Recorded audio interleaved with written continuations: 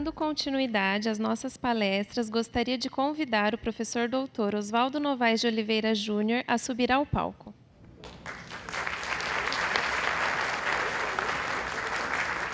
Porém, antes de iniciarmos a palestra do professor Oswaldo, gostaria também de convidar o professor doutor Júlio Ricardo Sambrano, que entregará uma homenagem em nome da comissão do primeiro SPINF para o professor doutor Oswaldo.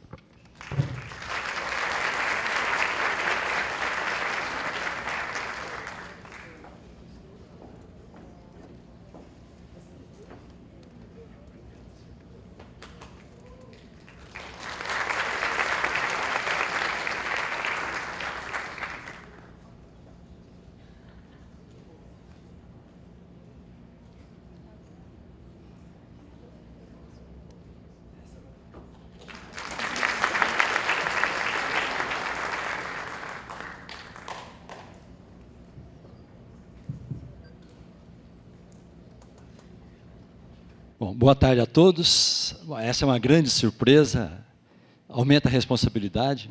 Eu queria agradecer à comissão organizadora pelo convite, ao professor Nelson Longo também, e essa homenagem que realmente assim deixa a gente meio desconcertado. Eu já sou meio antigo no palco, de maneira que eu não vou ficar tão nervoso depois da homenagem.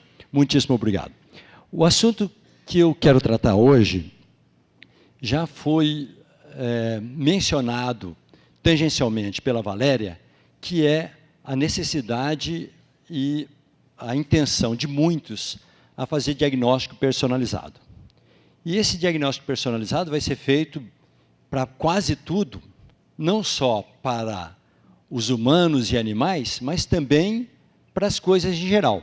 É aquilo que, por exemplo, se chama hoje de internet das coisas, em que nós esperamos que tudo ou todas as coisas estejam conectadas à internet, e com isso a gente pode ter sistemas de diagnóstico, não só diagnóstico clínico médico, mas diagnóstico de segurança, diagnóstico de desempenho numa indústria e assim por diante. Isso quer dizer que sensoriamento e biosensoriamento vão ser cada vez mais onipresentes. Uma consequência disso é que a quantidade de dados gerada será enorme, e, para tanto, nós precisamos empregar metodologias computacionais para tratar essa quantidade de dados, com uma consequência também que nós seremos forçados a usar inteligência artificial.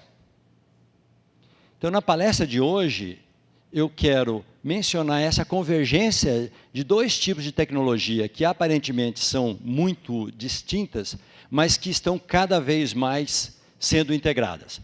Nanotecnologia, ciência de materiais de um lado, para produzir os sensores e biosensores com toda a precisão que a gente consegue fazer, o pessoal da nossa área, e, por outro lado, inteligência artificial com o pessoal de computação. Então, eu já mencionei o que eu vou falar nessa palestra, e eu quero terminar depois, ao final da palestra, falando de um novo paradigma de geração de conhecimento que tem a ver com essa convergência de tecnologias.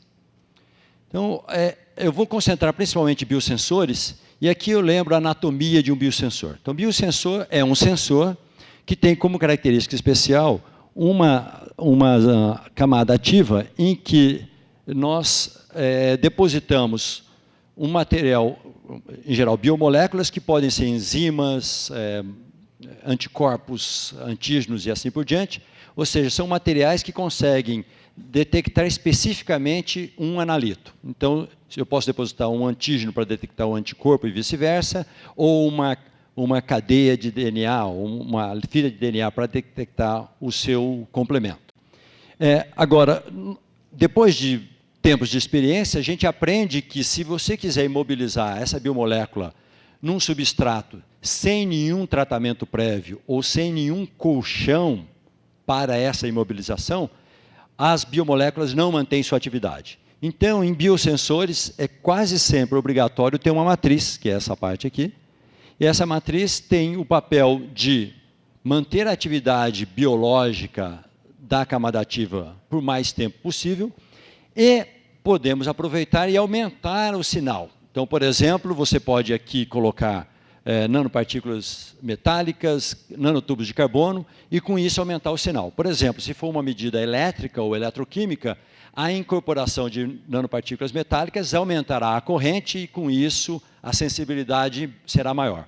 Há outras camadas no biosensor, e agora não são camadas físicas, mas camadas de componentes, porque temos uma interface, um mecanismo para traduzir esse sinal que tem, o sinal biológico aqui, para um sinal elétrico, óptico ou magnético, e depois, obviamente, nós podemos tratar os dados com metodologias computacionais ou fazer amplificação, por exemplo, com transistores.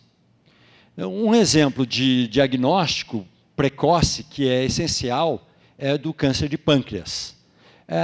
Os diagnósticos para câncer de pâncreas hoje são relativamente sofisticados e um dos trabalhos que a nossa equipe, muitos colaboradores no Brasil tem feito é tentar descobrir tecnologias mais simples para fazer o diagnóstico. Então, neste caso, é um biosensor que pode funcionar por impedância elétrica ou impedância eletroquímica, e esse biosensor tem aqui anticorpos de um biomarcador para câncer de pâncreas que vai detectar especificamente o antígeno. Para manter, primeiro, para aumentar a corrente, aumentar o sinal de impedância e para também permitir que os anticorpos mantenham sua atividade por mais tempo, nós temos aqui uma matriz, nesse caso é de um polímero mais nanotubos de carbono, e com isso conseguimos detectar diferentes concentrações do biomarcador desse antígeno, que é característico de câncer de pâncreas. Então, aqui vocês veem, por exemplo, em preto, eu tenho uma curva, aqui capacitância contra frequência para o tampão sem nada, e depois quantidades crescentes do antígeno. Se o único objetivo fosse fazer medidas com amostras que nós chamamos sintéticas, ou seja, eu tenho tampão mais antígeno, provavelmente não teríamos que empregar novas tecnologias de análise de dados. Entretanto, nós também usamos essa tecnologia para fazer medidas com amostras reais, que podem ser células de indivíduos, de pacientes que tenham a doença ou não, e também em soro de sangue. São amostras muito mais complexas, muito mais difíceis de medir e, portanto, com um grande número de medidas, não é possível fazer uma análise visual como a gente gostaria de fazer. E, para poder fazer uma análise mais detalhada, usamos tecnologias de computação, podem ser por aprendizagem de máquina, ou em técnicas mais simples, que eu vou mostrar aqui, são técnicas de projeção multidimensional. Essas técnicas de projeções multidimensionais funcionam da seguinte maneira. Quando eu tenho no meu espaço original de dados, um espaço que seja de dimensão muito alta, que pode ser dezenas, centenas ou milhares de dimensões, eu quero projetar esses dados em 2 ou 3 dimensões. Para isso, empregam-se técnicas com uma função injetora que transforma esses dados de um espaço de alta dimensão para um espaço de 2 dimensões. Há, como vocês devem imaginar, um pouco de perda de informação, mas o essencial é você fazer com que o que era similar no espaço original seja projetado próximo no espaço projetado. E é esse o objetivo do que vai ser mostrado em seguida, depois desse slide. Aqui é só um outro exemplo, não de detecção de câncer de pâncreas, mas agora a detecção de câncer de cabeça e pescoço, que é oriundo de HPV. Então, as contaminações por HPV, por vírus HPV, geram depois câncer de cabeça e pescoço, e aqui a técnica de detecção é a mesma, espectroscopia de impedância. A diferença aqui é que a arquitetura do filme é mais simples do que a anterior. Desculpa, esse daqui também é de CA19-9 para pâncreas. Aqui está um mapa dessas projeções multidimensionais que eu falei. Então, para a gente entender o mapa, o que nós vamos lembrar é os pontos que estão próximos correspondem a espectros próximos também no espaço original. Então, aqui é projeção de espectros de impedância. E vocês percebem, por exemplo, que aqui essa é uma célula de paciente que não tem câncer de pâncreas. Aqui são ácido ascórbico e ácido úrico, que obviamente são interferentes, não são o antígeno do câncer de pâncreas. Então, desse lado de cá, eu tenho uma amostra sem o antígeno. Aqui eu tenho células com uma quantidade pequena de... desculpa, essas células aqui, que tem uma quantidade pequena de câncer, para câncer de pâncreas. Então, esse paciente já tem câncer de pâncreas. E depois, aqui é a concentração aumentada.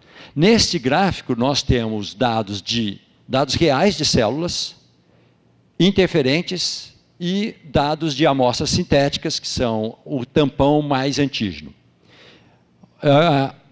E o mesmo agora para exame para sangue, não células, mas sangue. Também é possível fazer a detecção. Esse é outro exemplo que eu estava me adiantando, que é para o HPV. Aquele anterior era de câncer de pâncreas. Para o HPV, a diferença para o exemplo anterior é simplesmente que esse dispositivo é microfluídico. Há muitas vantagens de ter o dispositivo microfluídico. A maior delas é que você precisa de muito menos quantidade de amostra, o que é bastante relevante para aplicações biológicas. A segunda é que você tem medidas mais rápidas. É sempre muito mais rápido fazer as medidas com um dispositivo microfluídico. E, de novo, a mesma tecnologia, e aqui a projeção para amostras do lado de esquerdo são amostras de células negativas, que não têm HPV, certo? E aqui do lado direito, uma mistura de amostras de células que têm HPV, mais uma quantidade de outras de amostras sintéticas com concentrações variáveis. Esse tipo de tecnologia pode ser também empregado para a detecção de bactérias em alimentos. Esse é um trabalho que nos deu muito prazer, uma colaboração com colegas aqui da Química, da UFSCar e da Embrapa, instrumentação, em que a detecção de bactérias hoje, em qualquer tipo de ambiente, é complicadíssima, porque, em geral, o que se tem que fazer é extrair uma amostra, colocar numa colônia para fazer crescimento de bactérias, e isso demora no mínimo 24 horas, ou quase 24 horas, até 72 horas. Então, vocês imaginam, se tiver uma infecção hospitalar, é impossível você ter um diagnóstico a tempo. Então, essa tecnologia foi criada para que a medida pudesse ser feita em alguns minutos. O grande desafio é ter sensibilidade, porque você precisa detectar uma quantidade muito pequena de bactérias na amostra. Então, imagina um suco, nós fizemos medida com suco e água, se tiver uma quantidade muito pequena, você não tem sensibilidade nos sensores. Então, o que nós fizemos foi uma pré-concentração. Então, nanopartículas metálicas eram recobertas com um peptídeo que atrai as bactérias. E aí, então, colocávamos na amostra de suco ou de água, essas nanopartículas recobertas, elas atraíam as bactérias e depois, com um ímã, nós concentrávamos a amostra. Isso permite fazer a medida com uma sensibilidade bastante alta, com uma unidade formadora de colônia por ml, que é uma sensibilidade bastante alta. E aqui vocês veem nesse gráfico que a gente consegue distinguir, por exemplo, aqui o suco de maçã e água sem contaminação, sucos e águas com contaminação com três tipos de bactérias. As bactérias Staphylococcus aureus e Escherichia coli não foram distinguidas uma das outras, a salmonella sim.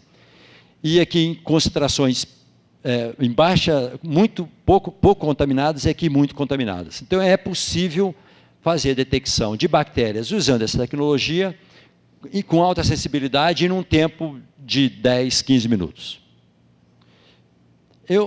O último exemplo sobre sensores que eu quero mostrar é da língua eletrônica. Esse é algo que são carlenses, em geral, já conhecem essa história da língua eletrônica. É um projeto bastante antigo que nós temos várias unidades da USP, da Unesp e a Embrapa, que é usar um arranjo de sensores que mimetiza o que as papilas, nossas papilas fazem, que é uma mistura de sabores básicos enviadas para o cérebro. Então, tudo que nós provamos com gosto, nós não detectamos moléculas específicas, nós detectamos uma combinação de sabores básicos, amargo, azedo, salgado, doce e umami. Esses 5 sabores básicos correspondem a tudo que a gente consegue provar de gosto, tanto líquido como sólido. E na língua eletrônica a gente usa não um sensor, mas um arranjo de sensores para poder fazer uma combinação e ter um padrão, como se fosse uma impressão digital de cada líquido. A sensibilidade é tão alta que para sal, por exemplo, uma língua eletrônica é 10.000 vezes mais sensível que a língua humana. Muito sensível. Então, com isso, você consegue distinguir vinhos, por exemplo, vinhos que têm a mesma uva, mesmo fabricante, safras diferentes, ou mesma uva, mesma safra e fabricantes diferentes, e assim por diante. E aí tem uma coisa interessante, você pode ensinar a língua o que é gostoso. Isso é um exercício que nós fizemos já há vários anos com a Embrapa, com amostras de café. Então, degustadores profissionais da BIC degustavam o café e davam notas. Então, aqui nessa abscissa, nós temos as notas atribuídas pelos degustadores. Na ordenada, estão as notas previstas pela língua eletrônica usando uma metodologia de aprendizagem de máquina. Na verdade, nós usamos vários métodos. O que mais funcionou é esse representado aqui em quadrados, nesses quadrados cheios aqui, e vocês notam uma grande correlação entre as notas atribuídas e as notas previstas. A correlação é tão alta que é 0,964. 1 seria a correlação total. Então, é possível ensinar a uma língua o que é gostoso. Isso traz ao outro assunto que eu queria falar agora, de inteligência artificial. Esse é um exemplo já antigo de uso de inteligência artificial para sensores, mas inteligência artificial é usada em muitas outras coisas. E de tal forma que nós, em breve, passaremos por um paradigma de criação de conhecimento bem distinto do que nós temos até agora. Até hoje foram identificados ou classificados 4 paradigmas. O primeiro, descritivo, empírico, Grécia Antiga, aqui teoria e experimento com Newton e Galileu. No século XX, teoria e experimento, computação e simulação computacional. E no fim do século XX, Big Data. Eu junto um monte de dados e gero conhecimento. Veja que esses 4 paradigmas sempre preveem que, ao fim e ao cabo, quem gera conhecimento são os humanos, não a máquina. Independentemente de quão sofisticados sejam os instrumentos ou as metodologias, sempre o conhecimento, ao final, é gerado por humanos. A minha previsão é que, em breve, nós teremos um 5º paradigma em que a máquina gera conhecimento. E isso pode acontecer quando tiver convergência desses 2 movimentos. Do lado esquerdo aqui eu tenho o movimento de Big Data. Então, dados que são preferencialmente passíveis de leitura pela máquina, então a máquina consegue ler aqueles dados. Eu uso aprendizagem de máquina, ou usa-se a aprendizagem de máquina para classificar ou para explicar esses dados e você transforma informação em conhecimento. Esse é o movimento de Big Data, e vocês prestem atenção aqui que eu coloquei preferencialmente machine readable, que o conteúdo tem que ser passível de ser lido pela máquina, porque a máquina hoje ainda não lê língua natural, não lê texto, português, inglês, chinês. Por outro lado, há um movimento para ensinar a máquina a ler. Ele é parecido, começa de muitos dados, mas agora são textos falados ou escritos, e você usa a aprendizagem de máquina para aprender a classificar e interpretar texto. Esses 2 movimentos estão em voga e com muita força, mas ainda não são suficientemente precisos para a máquina gerar conhecimento. E a principal razão está aqui nessa elipse aqui, olha. Você pode usar a aprendizagem de máquina para 2 tipos de tarefas. Uma é de classificação, como achar agulha no palheiro. E isso é fácil para o sistema. Vocês veem, por exemplo, reconhecimento facial hoje, reconhecimento de imagens. Parece ser uma tarefa dificílima, mas não é para o aprendizado de máquina, porque ele consegue processar muitos dados. Achar agulha no palheiro é fácil. Então, classificação já é um problema bem resolvido com a aprendizagem de máquina. Entretanto, se você quiser responder a perguntas como, por quê, ou, por exemplo, dizer como é que a palha está organizada no palheiro, aí a aprendizagem de máquina não serve. Porque nós não temos instrumentos ainda para fazer aprendizagem de máquina, para dar explicações, para fazer interpretação. Então, essa é uma das grandes limitações de inteligência artificial hoje. Quando for vencida, nós temos o paradigma. Para terminar, um exemplo que talvez o professor Edgar Zanotto tenha mostrado já, efeito para nós, materialistas. Muitos dos tópicos que nós estamos trabalhando hoje só fazem sentido se você usar a aprendizagem de máquina. Esse é um caso de um trabalho magnífico do professor Edgar Zanotto e colaboradores, André Carvalho é do ICMC da USP, em que eles pegaram um conjunto de dados, 55 mil composições de gases, de vidros, e conseguem, com um sistema de aprendizagem de máquina, prever com 95% de precisão a temperatura de transição vítrea. Então, qualquer pessoa que hoje estiver trabalhando nesse campo, ou usa a aprendizagem de máquina, ou não tem chance de competir. Certo? Então, essa mensagem final que eu queria deixar é que, mesmo aqueles de nós que não se interessam ou não gostam de inteligência artificial, temos que prestar atenção, porque em alguns casos o nosso projeto pode ser simplesmente varrido, apagado, porque tem um outro grupo usando a aprendizagem de máquina. Com isso eu termino, tenho uma longa lista de colaboradores desse trabalho que eu falei. Muito obrigado pela atenção.